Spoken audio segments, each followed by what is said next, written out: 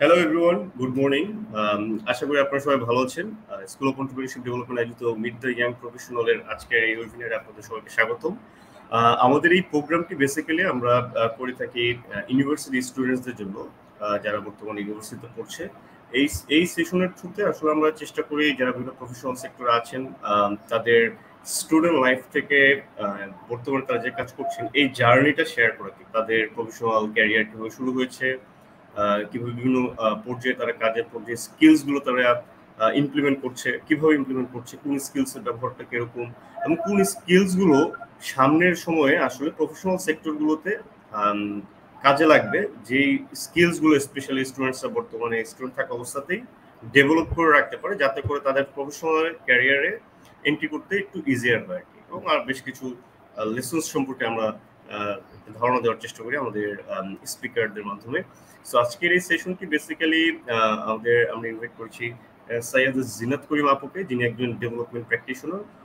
তিনি she is a highly accomplished development practitioner with over 13 years of experience working with well-known international and non-governmental organizations. Her passion lies in creating a just and sustainable future for all, where women and men have equal rights and communities can effectively tackle climate challenges. She's been a strategic leader in gender equality and social inclusion, a skilled communications expert, and a dedicated program officer who has successfully managed complex projects with significant impact. পাশাপাশি আমরা আরো অনেক কিছু তার ওনার থ্রুতেই জানবো আজকে। So Zinat আপু, welcome to our session. Thank you, Bhaiya. It's nice joining this session. জি, পড়াশোনা আপনি ভালো আছেন। আপু, আপনার স্টুডেন্ট লাইফটা সম্পর্কে যদি আমাদেরকে একটু সংক্ষেপে বলতেন, how was your student life? আচ্ছা, স্টুডেন্ট লাইফ বলতে আমরা যদি একেবারেই ছোটবেলায় চলে যাই, আমার পড়াশোনা বিকারেন্সা স্কুল থেকে ছিল, school and college, and after that I did my bachelors at East West university.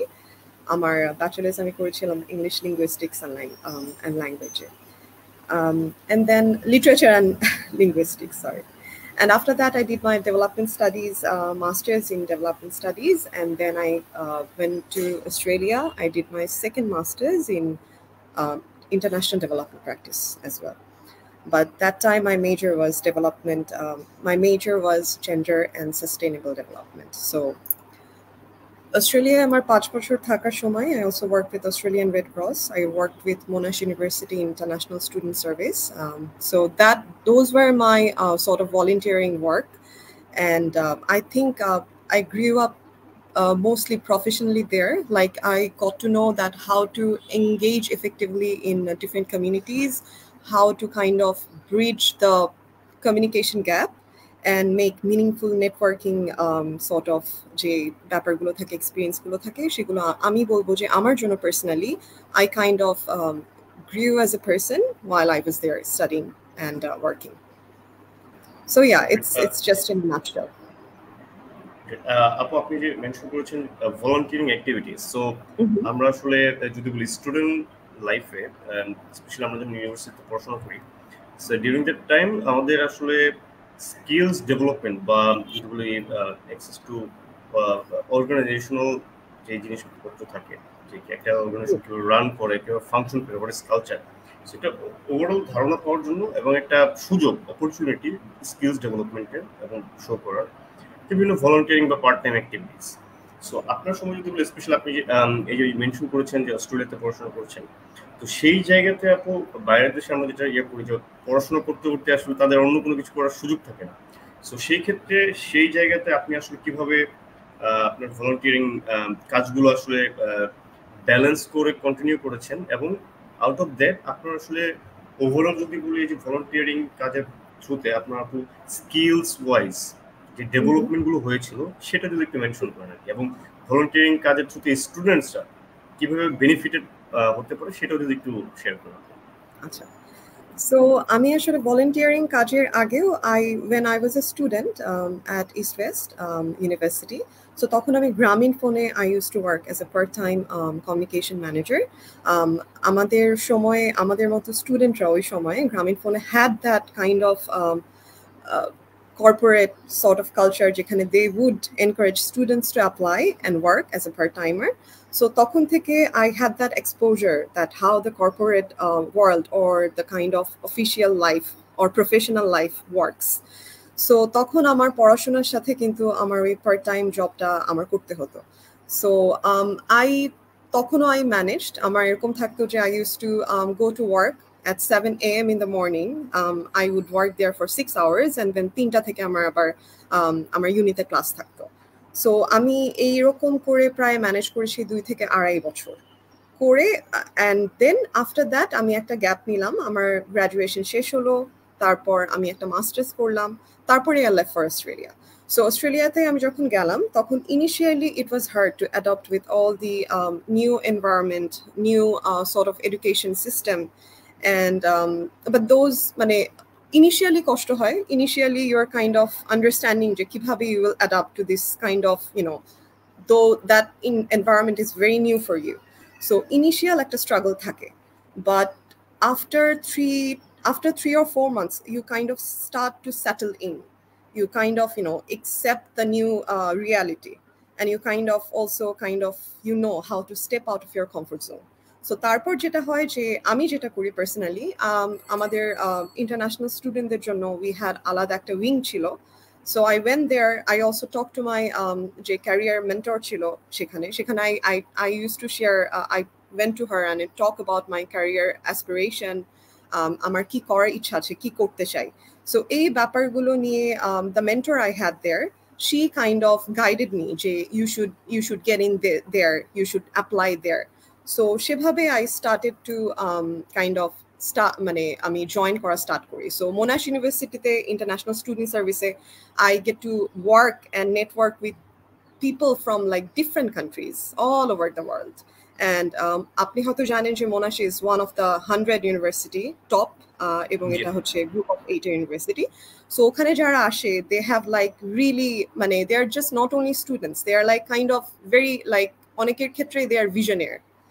So I had that, I'm glad that I had that opportunity to see the, you know, world through their eyes as well, got to learn new things, and I also had that space to fail, to make mistakes, যেখানে I didn't have the fear to be judged. So আমার কাছে মনে হয় যে fail করার সুযোগটা থাকা খুবই important, that helps to build your confidence. Because আপনি যতবার fail না করবেন, you wouldn't really know that how you would navigate through the, you know, the situation you get in, be it in professional life, be it in personal life. So এটা আমার কাছে মনে হয়েছিল যে one of the stepping stone that I kind of, you know, had that space where I could fail without having kind of any repercussions. So yeah. True. আপু এখান থেকে একটা জাস্ট খুবই গুরুত্বপূর্ণ একটা বিষয় আপনি যেটা শেয়ার করলেন যে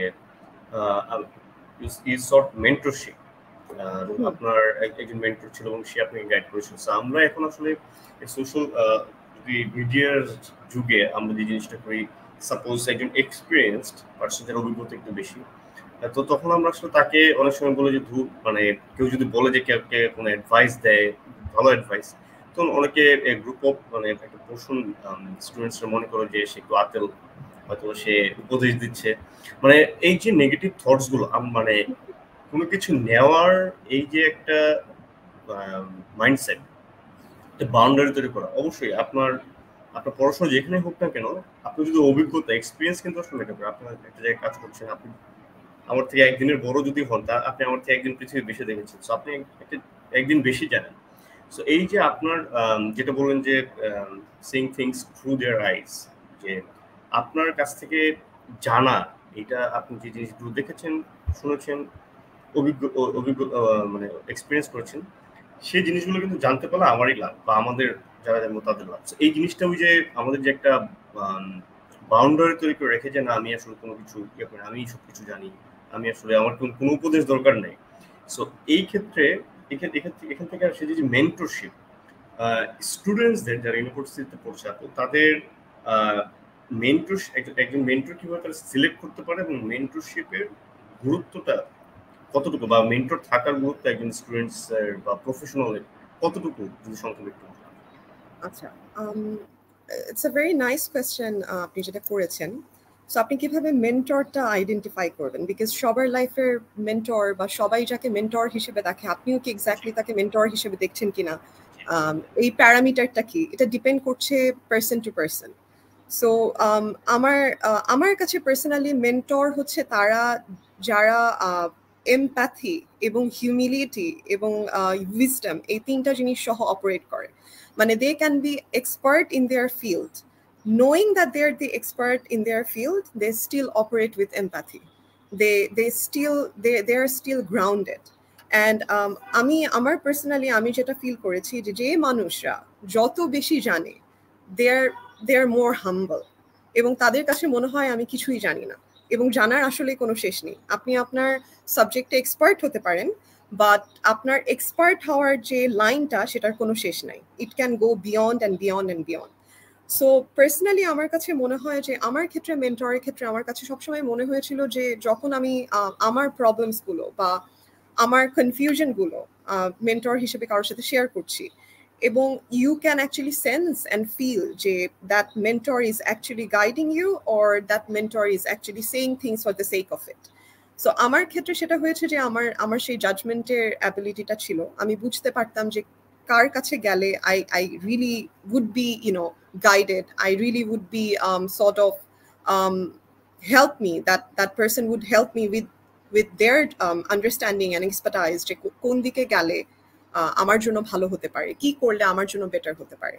সো এই ব্যাপারগুলো অনেকটাই আমার ক্ষেত্রে পার্সোনালি আমার কাছে মনে হয় যে এমপ্যাথি এবং লিডারশিপটা এমপ্যাথির সাথে অনেক বেশি connected. Unless you see things from someone else's eyes, ওই পার্সপেক্টিভটা দেখা, ওই পার্সপেক্টিভটা বোঝা, আপনি কিন্তু তার লেভেলে নেমে এসে তাহলে তাকে অ্যাডভাইস দিতে পারবেন না। সো মেন্টর হওয়ার আরেকটা ব্যাপার হচ্ছে যে আপনি এমপ্যাথিটা থাকতে হবে, যে আপনার সাথে প্রবলেমটা শেয়ার করছে আপনার তার লেভেলে এসে তার ব্যাপারটা, তার সমস্যাটা তার চোখ দিয়ে দেখার আন্ডারস্ট্যান্ডিংটা থাকতে হবে, এবং সেই অনুযায়ী গাইড করার, তাকে তার ল্যাঙ্গুয়েজে বোঝানোর এক্সপার্টাইজ বা ইচ্ছাটা, এফোর্টটা থাকতে হবে। সো আমার ক্ষেত্রে এগুলো হয়েছে।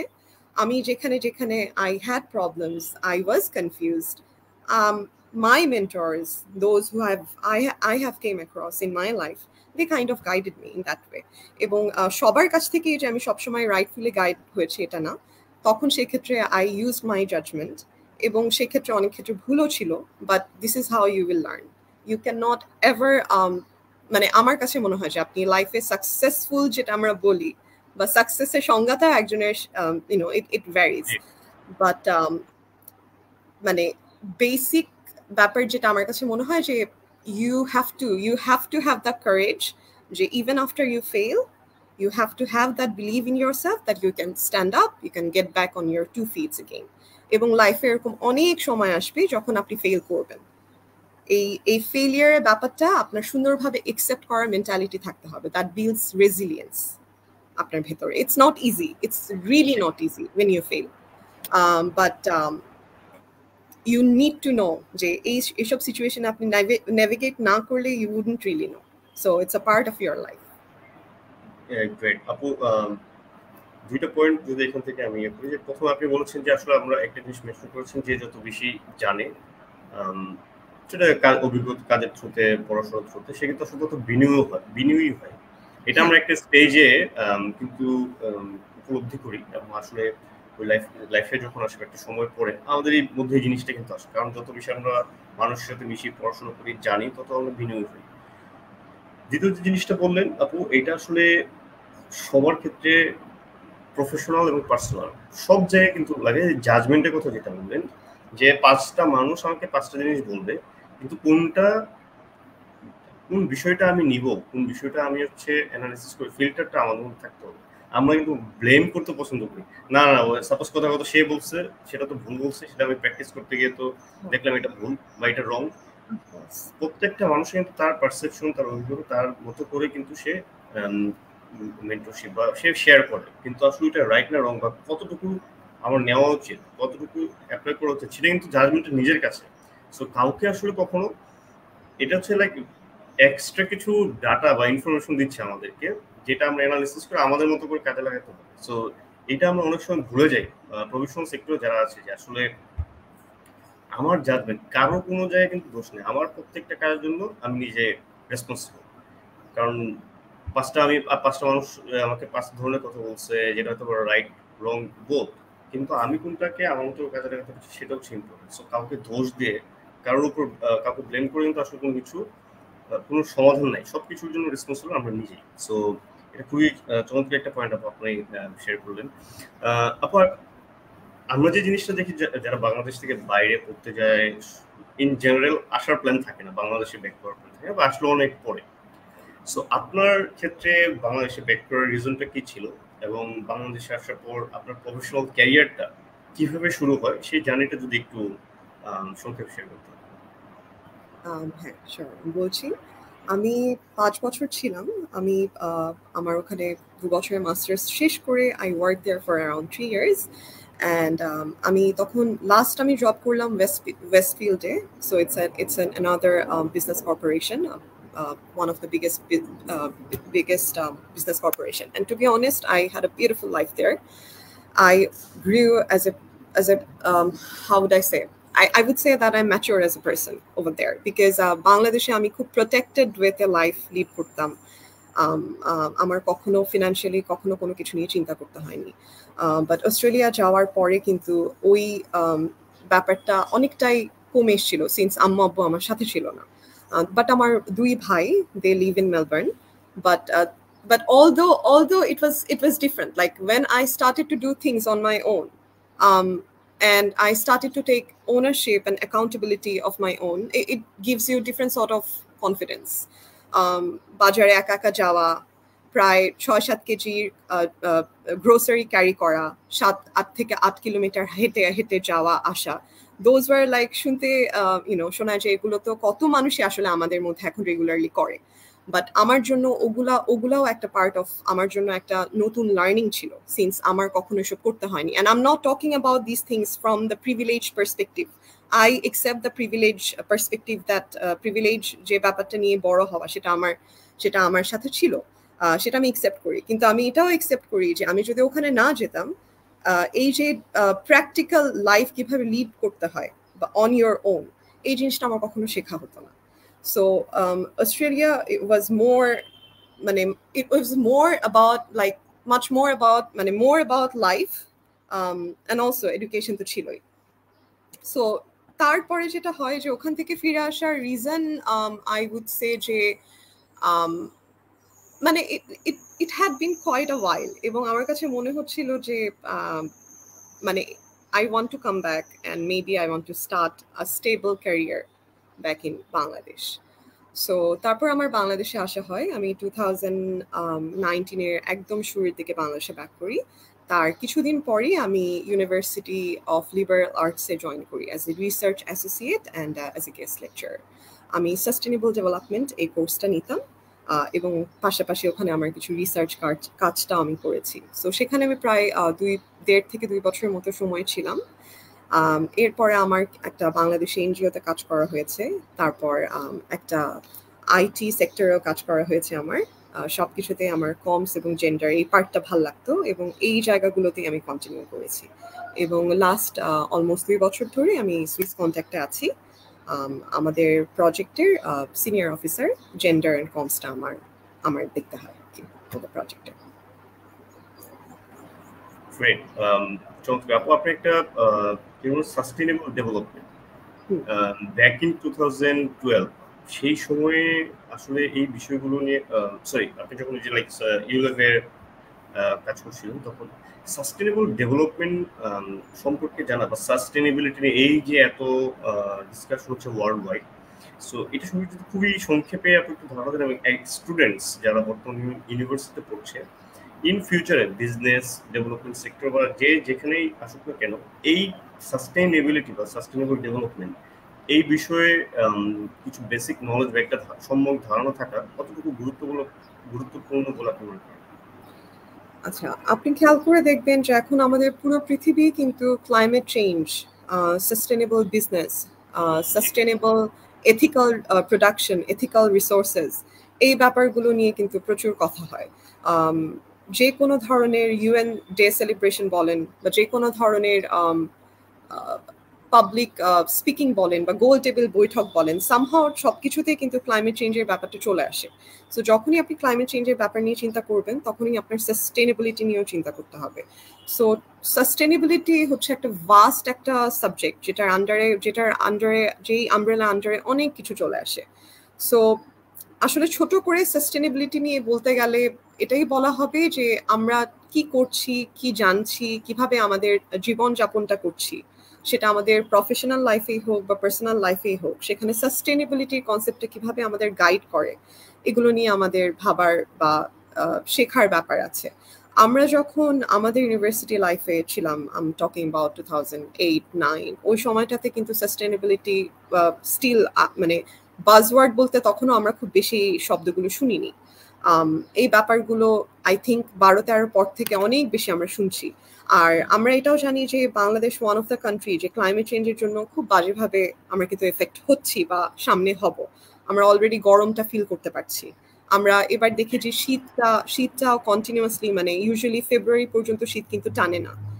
আমরা এবার এটা দেখেছি। সো এই ব্যাপারগুলো আমরা কিন্তু এভরিডে আমরা নিজেরাই আমাদের পার্সোনাল লাইফে ফিল করছি। সো আমার কাছে মনে হয় যে এই জিনিসগুলো নিয়ে জেনে রাখা, সামনে যে সাবজেক্টগুলো নিয়ে জানলে আপনার পার্সোনাল নলেজটা বাড়বে।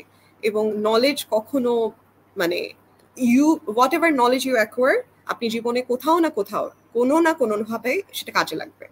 সো সবসময় let's not just think of আমাদের ইউনিভার্সিটিতে কি পড়ায়।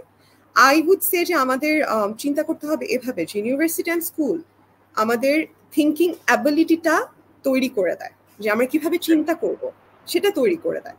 কিন্তু আমরা যদি এটা এক্সপেক্ট করি যে school and university would teach us everything that we need to know in life, তাহলে এটা আমাদের খুবই ভুল way of thinking. They teach us that how we should think, how we should operate as a human being in a society. But then after that, it's on you যে আপনি কোন ব্যাপারগুলো নিয়ে you will develop your skills and your knowledge. এই ব্যাপারটা কিন্তু আপনার নিজের ওনারশিপ নিয়ে করতে হবে। আপনি সবকিছু এক্সপেক্ট করতে পারেন না যে আপনাকে স্কুল এবং কলেজ আপনাকে শিখিয়ে খাইয়ে পড়িয়ে দেবে। It's not gonna happen. Exactly, এইটা একটা আসলে ইউনিভার্সিটি স্টুডেন্টস এদের দায়িত্ব কিন্তু অনেক। আমরা যদি দেশে বিদেশে সব জায়গায় দেখি যে তার যে রেসপন্সিবিলিটি সমাজের প্রতি, দেশের প্রতি, এবং যদি ব্রডলি বলি এই বিশ্বের পৃথিবীর প্রতি, এটি কিন্তু আসলে হিউজ। ইউনিভার্সিটিতে বিশ্ববিদ্যালয় হচ্ছে সে আসলে রিসার্চ করবে, মানে আরো জটিল জটিল বিষয়, কোন যদি বলে আইডিয়া জেনারেট করবে যে কিভাবে আরো বেশি বেশি আমরা এফিসিয়েন্সি বা আমাদের দেশের সমাজকে আরো বেশি উন্নত করতে পারি। বাট আমরা ইউনিভার্সিটিতে অনেক কিছু নিয়ে ব্যস্ত থাকি, যেটা আসলে ওই যেটা বললেন, তখনই কিন্তু আসলে যখন সঠিক পথে না গিয়ে একটু ডানে বামে দিয়ে যায়, তখন কিন্তু আসলে তার ওই যে ব্লেম করার বা না আমার শিক্ষক ভালো না, ইউনিভার্সিটি ভালো না, এই জিনিসগুলো হচ্ছে বলে সে আসলে একটা মিথ্যা সান্ত্বনা দেয়, যেটা আসলে তার লাইফে কিন্তু এফেক্ট করে না। আপু, আপনি তো জেন্ডার ইকুয়ালিটি নিয়ে কাজ করছেন। সো আমাদের দেশে যদি বলি বিগেস্ট চ্যালেঞ্জেস গুলো আসলে যদি বলি কোনগুলো to achieve gender equality? So আমি আমার পার্সোনাল এক্সপিরিয়েন্স থেকে বলবো যে সিন্স এখন আমি যেখানে আছি সেখানে আমরা কাজ করছি আরএমজি সেক্টর নিয়ে। সো আমার কাছে মনে হয়েছে ওখানে কাজ করতে গিয়ে যে আমাদের দেশের আরএমজি সেক্টরে কিন্তু উইমেনদের অবদান, মহিলাদের অবদান অনেক বেশি। তারা কিন্তু অনেক জায়গায় অনেক ক্ষেত্রে অনেক এগিয়েও গেছে। কিন্তু কিছু কিছু ক্ষেত্রে আমি যেটা দেখেছি যে লিডারশিপ রোলে মেয়েদের যাওয়ার জন্য বেশ কিছু ব্যারিয়ার আছে। সেক্ষেত্রে দেখা গেছে যে although they are really good at what they are doing, but leadership role নেওয়া মানে, উইমেনদের লিডারশিপ রোল নেওয়া মানে কিন্তু দায়িত্ব বা রেসপন্সিবিলিটিটা আরো বেড়ে যাওয়া। তো মেয়েরা অনেক ক্ষেত্রে এই ধরনের রোলস অ্যান্ড রেসপন্সিবিলিটি নিতে একটু চিন্তা করে বা একটু সময় নেয়, কারণ দেখা যায় যে মেয়েদের কাছ থেকে এটাও এক্সপেকটেশন থাকে যে তারা যদি ম্যারিড হয়, ইউজুয়ালি যদি ম্যারিড হয়ে থাকেন, তাহলে তার ফ্যামিলির টেক কেয়ার করাটা এখনো তার কাছ থেকে মানে নাম্বার 1 প্রায়োরিটি হিসেবে এক্সপেক্ট করা হয়। সেটা শুধু আসলে আরএনজি সেক্টরে যারা কাজ করছেন তাদের ক্ষেত্রে না, এটা আমরা যদি মানে খোলা চোখে দেখি তাহলে এটা কিন্তু এখনো ফ্রম মেজরিটি অফ মানে আমাদের দেশের মানুষের ভেতরে এই ব্যাপারটা আছে যে আমরা অনেক কিছু, মেয়েরা অনেক কিছু অ্যাচিভ করলেও এই জিনিসটা দেখা হয় যে সে বাসায় তার সমস্ত কিছু ঠিকঠাক করে তারপর বাইরের অ্যাচিভমেন্টগুলোতে যাচ্ছে কিনা। সো আপনি হয়তো লক্ষ্য করলে দেখবেন যে এখনো আমাদের দেশের মানুষের ভেতরে এই ব্যাপারগুলো আছে। আমি জানি না এটা পার্সোনাল বায়াস হয়ে গেল কিনা, বাট তারপরও আমি যদি খোলা চোখে দেখি, আমাদের মেয়েদের কাছ থেকে সোসাইটাল কিছু রোল, কিছু জেন্ডার্ড রোল এক্সপেক্ট করা হয়। আমরা কিন্তু এখনো দেখি, বা আমি পার্সোনাল লাইফে যেটা দেখেছি, যে আব্বু অফিস থেকে আসার পর আম্মুই কিন্তু চাটা এগিয়ে দিত। আব্বুদের সময় কিন্তু আব্বুরা গিয়ে কিচেনে চা বানাচ্ছে, রান্না করছে। এই জিনিসগুলো আমরা ইউজুয়ালি এক্সাম্পল হিসেবে দেখে বড় হইনি। বাট এই ক্ষেত্রে ইন্টারেস্টিংলি আমার হাজব্যান্ড, আমি কিন্তু একেবারেই রান্না করি না। রান্না লাইফ স্কিল, রান্না করতে জানি কিন্তু আমি করি না। প্রয়োজন হলে অবশ্যই করব, কিন্তু এখন আমি করি না। কিন্তু আমার হাজব্যান্ড, হি লাভস কুকিং, এবং সে কিন্তু রান্না করে।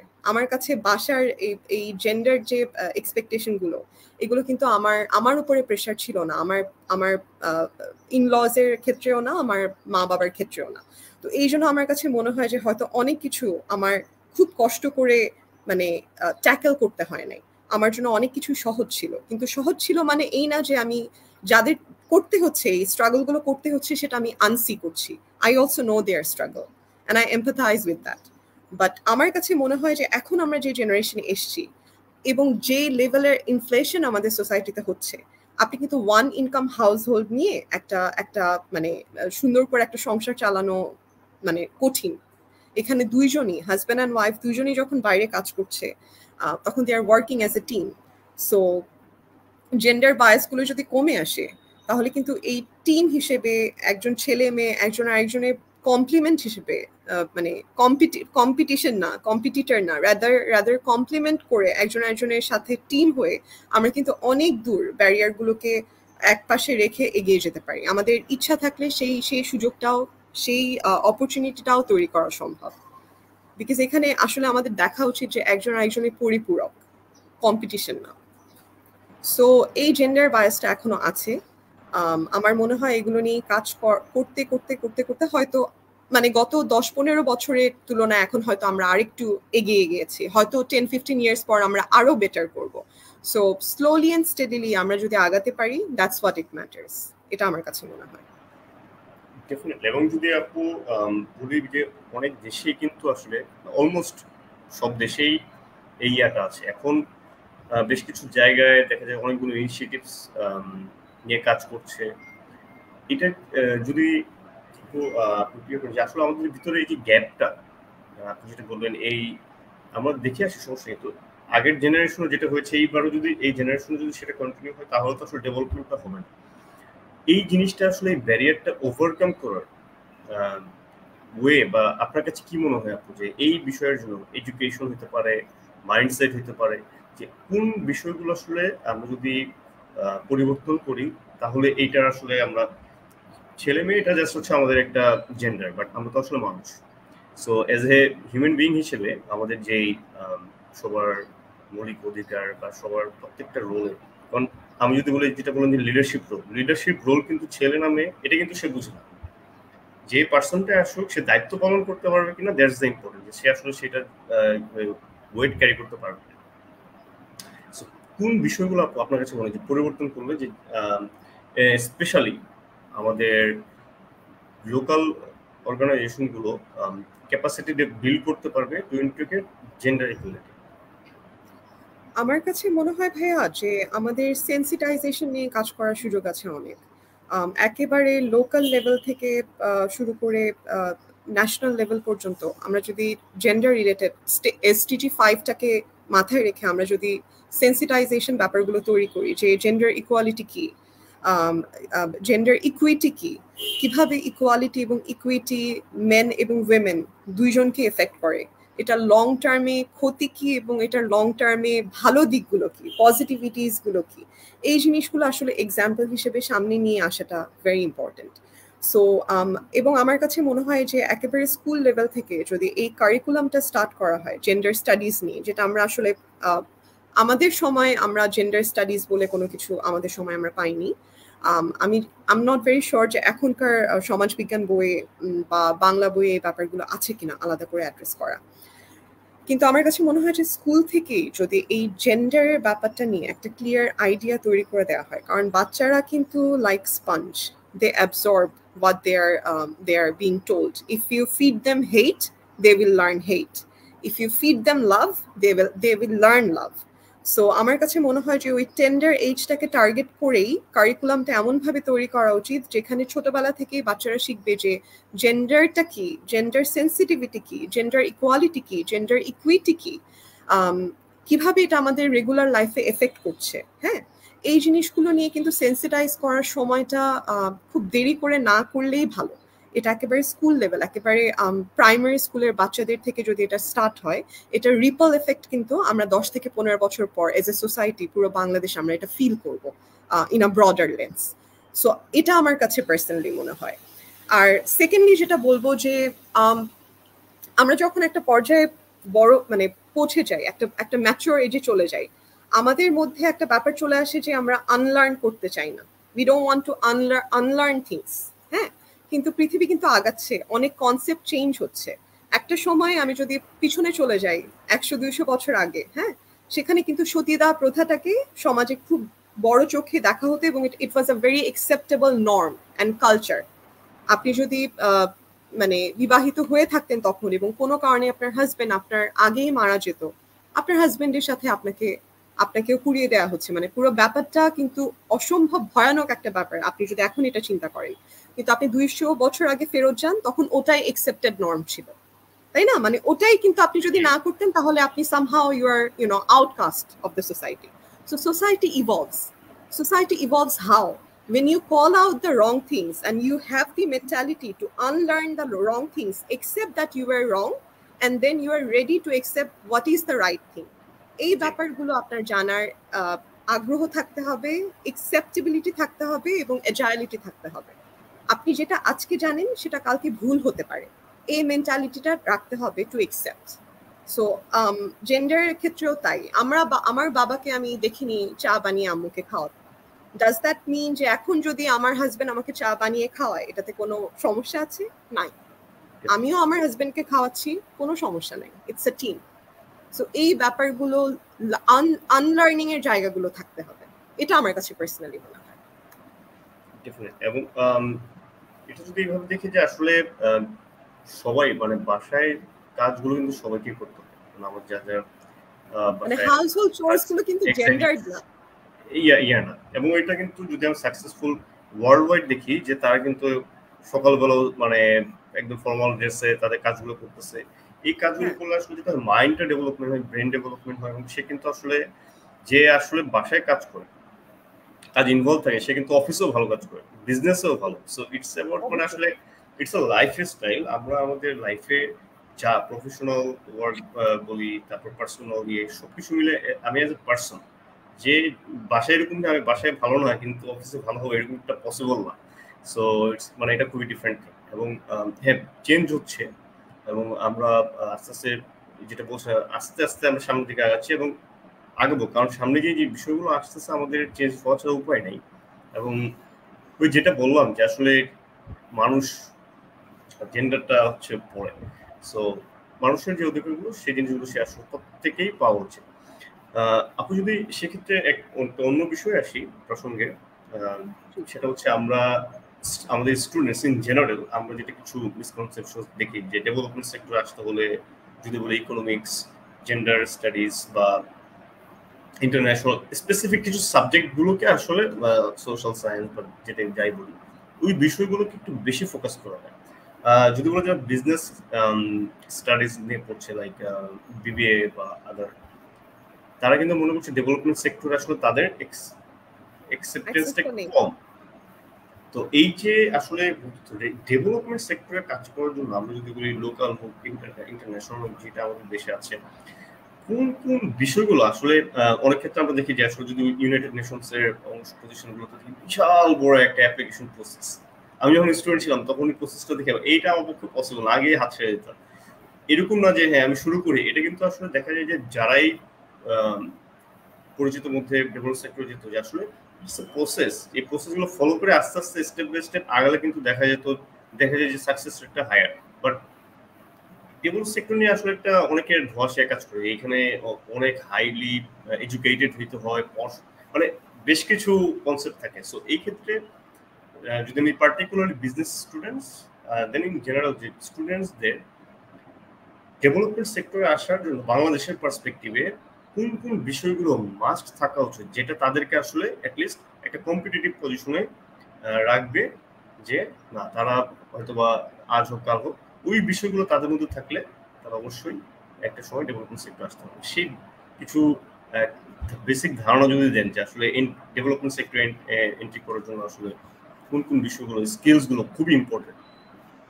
আচ্ছা, পার্সোনালি আমার কাছে মনে হয় যে স্টুডেন্ট লাইফ থেকেই আপনি যদি বিভিন্ন ধরনের লেখালেখির সাথে সংযুক্ত থাকেন, কারেন্ট মার্কেটে কি হচ্ছে, কারেন্ট সোসাইটিতে কারেন্ট ট্রেন্ডগুলো কি হচ্ছে, কি চলছে, ওই অ্যানালিটিক্যাল অ্যাবিলিটিটা আমাদের উচিত যে আন্ডারগ্র্যাড মানে আন্ডারগ্র্যাড লেভেল থেকেই ওটার ভেতরে ঢুকে যাওয়া। আপনি যদি আন্ডারগ্র্যাড লেভেলে রিসার্চের সাথে অ্যাক্টিভ থাকতে পারেন, সংযুক্ত থাকতে পারেন, এটাও একটা চমৎকার skill. Research gives you the ability to synthesize and synthesize the information. আপনি আপনার চিন্তার, আপনার থট প্রসেসটাকে অনেক বেশি স্ট্রিমলাইন করে, এটা আমার কাছে পার্সোনালি মনে হয়। আপনি এক্সট্রা কারিকুলাম অ্যাক্টিভিটি যতটুকু এগুলোতে অ্যাক্টিভিটিতে অ্যাক্টিভ থাকতে পারেন, মানে এখন শুধু পড়াশোনাটাই প্রথম কথা না, পড়াশোনার পাশাপাশি আপনি কতটুকু এক্সট্রা কারিকুলাম অ্যাক্টিভিটি করছেন সেটাও কিন্তু আপনার একটা লাইফের স্কিল হিসেবে ডাউন দ্য লাইন আপনাকে হেল্প করবে। বিকজ আপনি যখনই এক্সট্রা কারিকুলাম অ্যাক্টিভিটি করছেন, you are knowing about your limitations, আপনার গ্যাপগুলো কোথায় সেটাও কিন্তু অনেক সময় আপনি বুঝতে পারবেন, কোন জায়গাটা আপনার ভালো করার স্পেস আছে সেটাও আপনি অনেক সময় বুঝতে পারবেন। এটার পাশাপাশি আমি খুব এনকারেজ করব যে বই পড়া, গল্পের বই পড়া।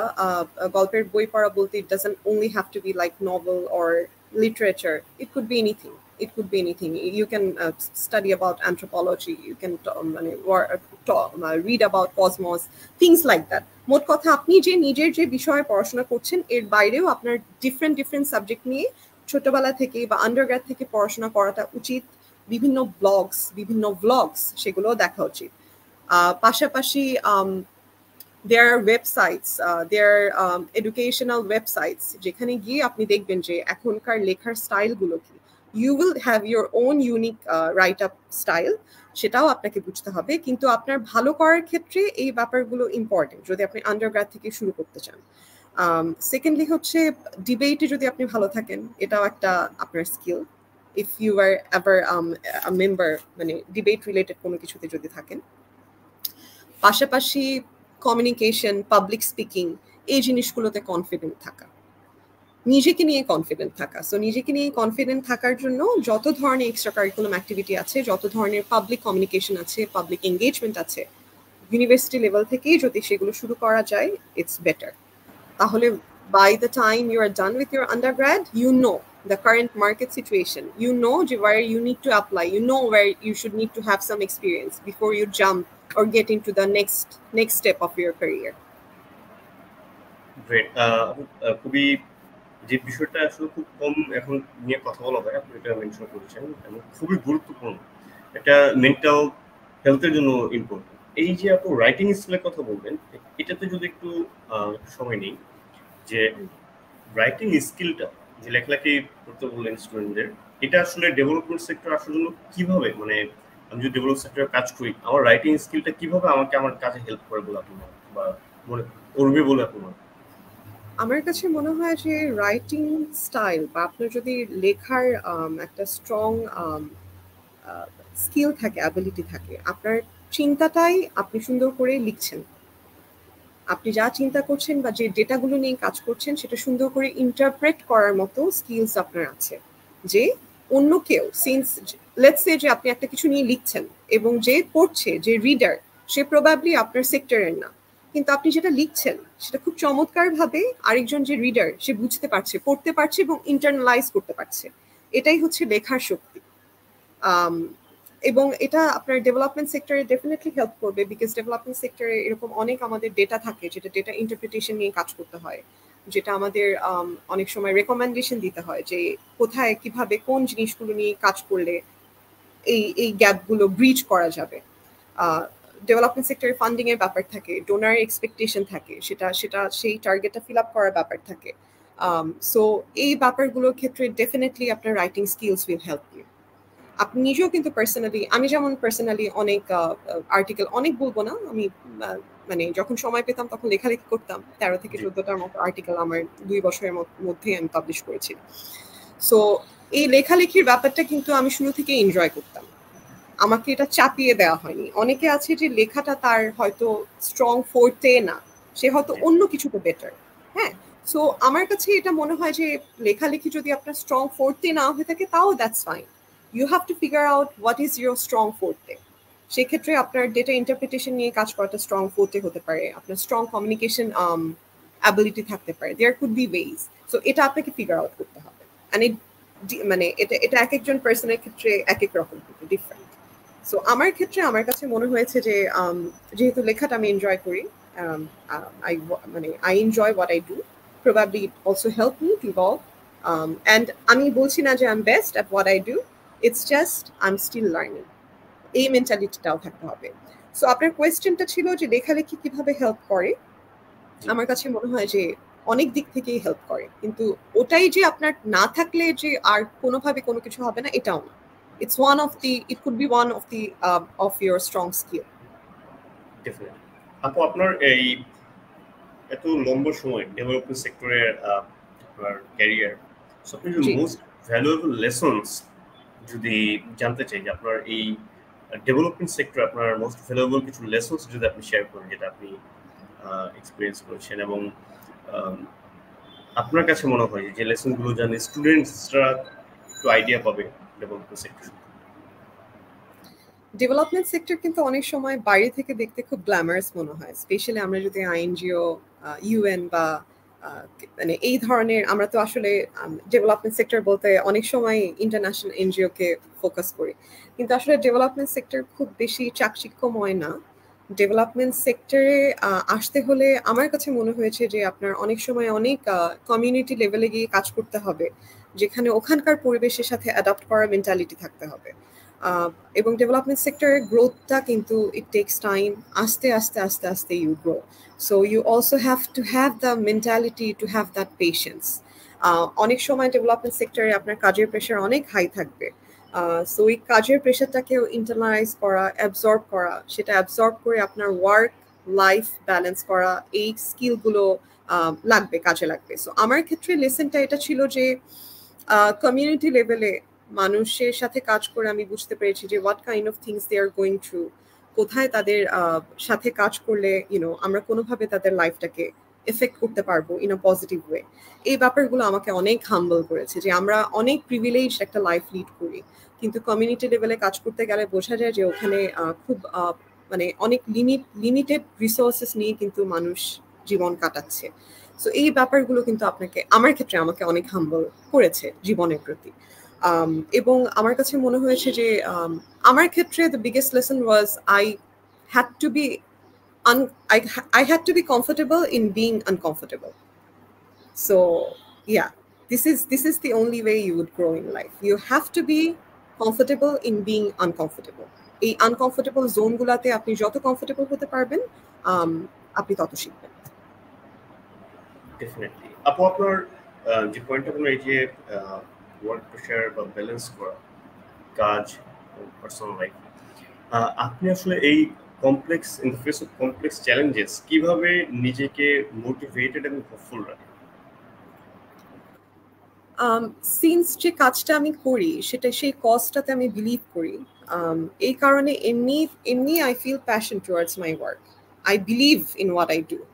That is one of the impetus যে আমার কাজ করতে গিয়ে ফ্রাস্ট্রেশন হয়নি এটা বলবো না, ভুল বলবো যদি বলি যে ফ্রাস্ট্রেশন হয়নি, হয়েছে, but I also try to figure that frustration out logically.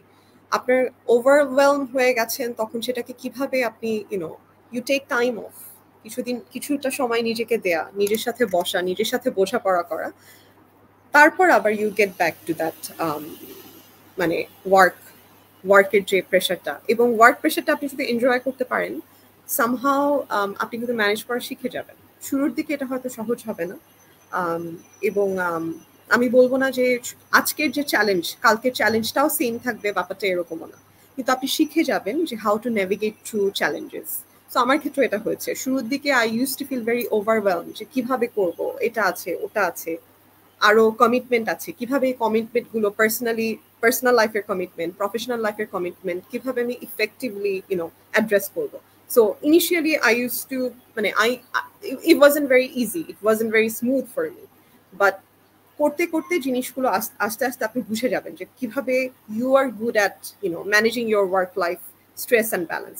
তো প্রথম কথা হচ্ছে ব্লেম গেম করা যাবে না যে অফিস এত কাজ দেয়, কেন দেয়, এটা সেটা, এই এই এসব না করে রাদার আপনি লজিক্যালি এবং রিজনিং নিয়ে কিভাবে এটা আপনি প্রপারলি হ্যান্ডেল করতে পারেন এটা আপনাকে ফিগার আউট করতে হবে।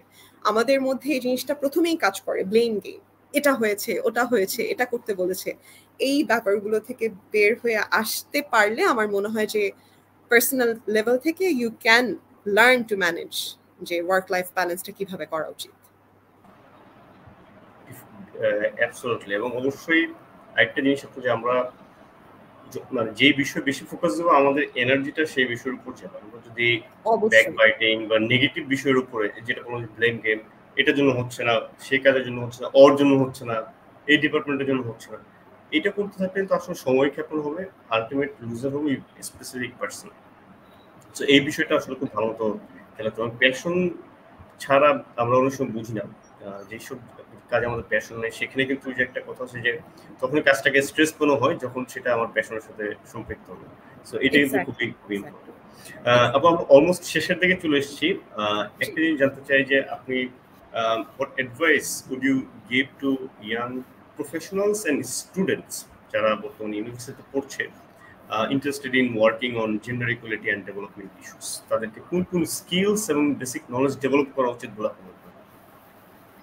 ডেভেলপমেন্ট সেক্টরে কাজ করতে হলে ডেভেলপমেন্ট সেক্টরে কোন বিষয়ে তারা কাজ করতে চায় এটা যদি আগে থেকেই ফিগার আউট করতে পারে। যেমন আমি সবসময় জানতাম যে I was really passionate about learning gender. I was always interested in learning about gender equity, এই ব্যাপারগুলো নিয়ে I was always interested. So আমি কিন্তু সেগুলো নিয়ে পড়াশোনা করতাম। সো স্টুডেন্টদের ক্ষেত্রে আমার সেটাই অ্যাডভাইস থাকবে যে আপনি যে বিষয়টায় পড়তে চান, লেটস সে আপনি ইকোনমিক্সের কোনো বিষয় নিয়ে পড়তে চান, বা ডেভেলপমেন্ট সেক্টরে কিন্তু ইকোনমিক্সের অনেক কিছু নিয়ে কাজ করার সুযোগ থাকে, পাবলিক পলিসি নিয়ে কাজ করার সুযোগ থাকে। So there are plenty of resources outside of your study বুকের বাইরেও কিন্তু there are plenty of resources. আপনি আপনার সেক্টর এক্সপার্টের টেড টক দেখতে পারেন। আমার কাছে এই পাবলিক স্পিকিং গুলো খুব ইম্পর্টেন্ট মনে হয়, আমি কিন্তু প্রায় শুনতাম, আমার ভালো লাগতো। তারপর আপনি পড়াশোনার কথা তো বললামই, যে টেড টক শোনা, নিউজ পেপারটা পড়া, তারপর যে এইসব সেক্টরে কাজ করছে, লেটস সে আপনি জেন্ডার নিয়ে কাজ করতে চান, তাহলে আপনি নারী পক্ষ বা এই ধরনের অনেক এনজিও আছে, লোকাল এনজিওস যারা অলরেডি এগুলো নিয়ে কাজ করছে, সেখানে কিন্তু আপনি বলতে পারেন যে অ্যাজ এ ভলেন্টিয়ার আমি কিছুদিন হলেও কাজ করতে চাই। আপনি শুরুর দিকেই চিন্তা করবেন না যে you have to get paid. Student লাইফে রাদার, অবশ্যই আমি এটাও বলছি না যে মানে এনিওয়ান শুড এক্সপ্লয়েট এনিওয়ান, ইন্টার্নশিপের একটা অ্যামাউন্ট টাকা দেয়াই লাগে, যেটা আমি অ্যাকসেপ্ট করি, কিন্তু আমি কিন্তু ভলেন্টিয়ারিং বলছি, পিওর ভলেন্টিয়ারিং, যেটা আমার মনে হয় যে আন্ডার গ্রাডের সেকেন্ড ইয়ার থেকে স্টার্ট করে দেওয়া উচিত যদি আপনি জানেন কিসে আপনার ইন্টারেস্ট। তো সেই ক্ষেত্রে জেন্ডারের ক্ষেত্রে যেমন বাংলাদেশে এরকম অনেক লোকাল এনজিওস আছে, যেমন নিজেরা করি, খুশি কবির আপার, তারপর নারী পক্ষ, তারপর এই ধরনের অনেক প্ল্যাটফর্ম আছে যেখানে আপনি অ্যাজ এ ভলেন্টিয়ার হিসেবে you can join and work there. তারপর you carve out the way যে আপনি সামনে কি করতে চান। That actually helps. Absolutely. যদি প্যাশন থাকে, ইচ্ছা থাকে, ওয়ে আউট বের করে কিন্তু অনেক অপশন আছে। যে আমি কিন্তু অনেক ক্ষেত্রে এটাও করতে পারি, যেটা আসলে এই প্র্যাকটিস খুব কম দেখা যায়। আমরা কিন্তু প্রতিষ্ঠানকে রিচ আউট করতে পারি যে আমি স্টুডেন্ট, আমি এই বিষয়গুলো শিখতে চাই, জানতে চাই, আপনাদের এই সুযোগটা আছে কিনা। অনেক প্রতিষ্ঠান কিন্তু এই জিনিসগুলো পছন্দ করে যে যখন লাইক কেউ নিজে এসে প্রোয়েক্টিভলি কন্ট্যাক্ট করার চেষ্টা করে এবং জানতে চায় তাদের কাছ থেকে যে কোন সুযোগ আছে কিনা, তখন কিন্তু দেখা যায় যে কোনো প্রজেক্ট বা রানিং কোনো একটা কাজে যদি অ্যাড করা যায় তখন কিন্তু এই সুযোগগুলো তারা করতে পারে, অ্যাভেল করতে পারে। এবং অবশ্যই আগে আমাদের যে স্কিলগুলো আছে তাদের স্কিলগুলো শো করার ওয়ে হচ্ছে ইন্টার্নশিপ বা ভলান্টিয়ার অ্যাক্টিভিটিস। তাহলে কিন্তু প্রতিষ্ঠান বুঝবে যে না, তার আসলে এই স্কিলগুলো আছে, তাকে ফিউচার আমি সুযোগ দিতে পারি। এই জিনিসগুলো কিন্তু সো ইরিত আপু, থ্যাংক ইউ সো মাচ। আসলে এই অল্প সময়ে চেষ্টা করেছি আপনার লার্নিং লেসনস এবং কিছু অ্যাডভাইস শেয়ার করতে আমাদের অডিয়েন্সের সাথে, যাতে করে তারা একটা আসলে ওভারভিউ পায় যে প্রফেশনাল সেক্টরটা কিরকম, আর ডেভেলপমেন্ট সেক্টর সম্পর্কে তারা অনেক আইডিয়া পেল যে আসলে যেই স্কিলসগুলো এই স্কিলসগুলো ডেভেলপ করার কথা বলেছেন, যে জিনিসগুলো লাইক পড়াশোনার কথা, বিনয়ী হওয়ার কথা, এটা কিন্তু আসলে যে হিউম্যান বিং আমাদের সবারই এই স্কিলগুলো মানে থাকা উচিত এবং ডেভেলপ করা উচিত। সো আমি যদি বলি একটা ভালো হিউম্যান বিং, ভালো মানুষ হলে আসলে তার কাজের ক্ষেত্রে অনেকটুকু সে এগিয়ে যেতে পারে এবং কাজটা মানে তার স্কিলসগুলো সে যদি কনফিডেন্ট থাকে এই জিনিসগুলো তাকে অনেক দূরে এগিয়ে নিয়ে যাবে। সো এই নিয়ে থ্যাংক ইউ সো মাচ আসলে school of development, school of entrepreneurship ডেভেলপমেন্টের পক্ষ থেকে, যে আপনার মূল্যবান সময় এবং যে ইনসাইটসগুলো আপনি শেয়ার করলেন আমাদের স্টুডেন্টস যারা দেখছে এবং দেখবে সামনে, তাদের জন্য এটা অনেক একটা ইনসাইটফুল সেশন হবে, অনেক কিছু তারা জানতে পারবে, তাদেরকে আসলে সামনে এগিয়ে যাওয়ার পথ দেখাবে আর কি। So thank you so much আপু, ভালো থাকবেন, আপনার উত্তরোত্তর সফলতা কামনা করছি। থ্যাংক ইউ সো মাচ ভাইয়া, থ্যাংক ইউ। আমি খুব এনজয় করছি আপনার সাথে এই ইয়াং প্রফেশনাল ওয়েবিনারে জয়েন করে। Thank you so much. Thank you আপু, ভালো থাকবেন। জি জি, আল্লাহ হাফেজ।